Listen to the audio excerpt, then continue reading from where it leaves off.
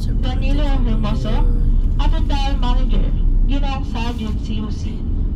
Tayo po ay naglalayag sa list na 19 na milya kada oras at tinatayang darating sa daungan ng Pier 6 sa Cebu sa bandang alas 5 bukas ng umaga. Sa ngalan po ng mga opisyalis at karani ng MV Dugo Masigla, kami po ay bumabati sa inyo na isang maligayang paglalakbay.